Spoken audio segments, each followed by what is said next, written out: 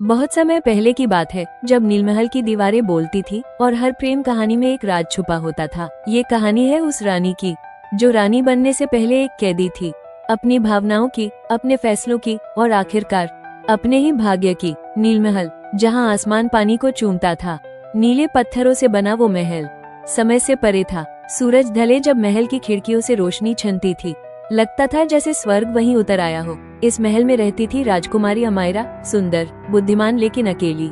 अमायरा हर रोज झील के किनारे बैठती थी, नजरें दूर, सपने और भी दूर। वो महल में रहकर भी आजादी के सपने देखती थी। उसे दरबार की चापलूसी से चिढ़ थी। उसे चाहिए था सच्चा प्यार, वो भी बिना किसी शर्त के। फिर एक दिन महल में एक नया चित्रकार आया, रुद्र। राजा ने उसे बुलाया था ताकि अमायरा की तस्वीर बनाई जा सके। रुद्र साधारण नहीं था, वो नजरों से पढ़ लेता था मन की बात। और जब उसने अमायरा को देखा, वो तस्वीर से पहले उसकी आत्मा को समझ गया।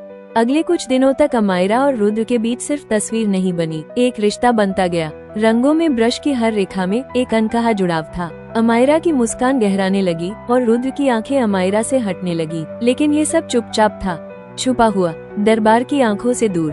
राजा ने ये सब महसूस कर लिया था। उसे शक हुआ और शक ने आदेश बन लिया। अमायरा की शादी 1 सप्ताह में होगी, एक पड़ोसी राज्य के राजकुमार से। अमायरा टूट गई, लेकिन उसने ना विरोध किया, ना रोई। उस रात वो चुपचाप महल से निकल गई। बारिश हो रही थी, अमायरा अकेली थी, लेकिन दिल में सिर्फ एक नाम था, रुद्र। वो पुराने जंगलों से होते हुए एक परित्यक्त मंदिर तक पहुंची, जहां रुद्र पहले से उसका इंतजार कर रहा था। उस मंदिर में दोनों एक दूसरे की बाहों में समा गए। कहा अगर मरना भी पड़े तो साथ मरेंगे। राजा के सैनिक वहां पहुंच चुके थे। अमायरा और रुद्र ने मंदिर में आग लगा दी। उन्हें पता था अब जीने से ज्यादा जरूरी साथ मरना है। जाते जाते अमायरा ने कहा अगर हमारा प्यार सच्चा है तो हम फिर मिलेंगे, इसी मंदिर में, किसी और जन्म में। और धुएं के साथ 2 आत्माएं एक हो गईं। सालों बीत गए, सदियां बीत गईं, और फिर एक दिन एक लड़की अमी उस पुराने मंदिर में घूमने आती है। उसे सब कुछ जाना पहचाना लगता है।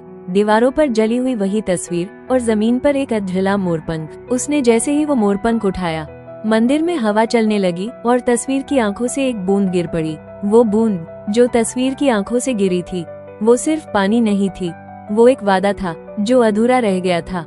अमी ने जब मुड़कर देखा, उस परछाई ने जैसे उसकी रूह को छू लिया।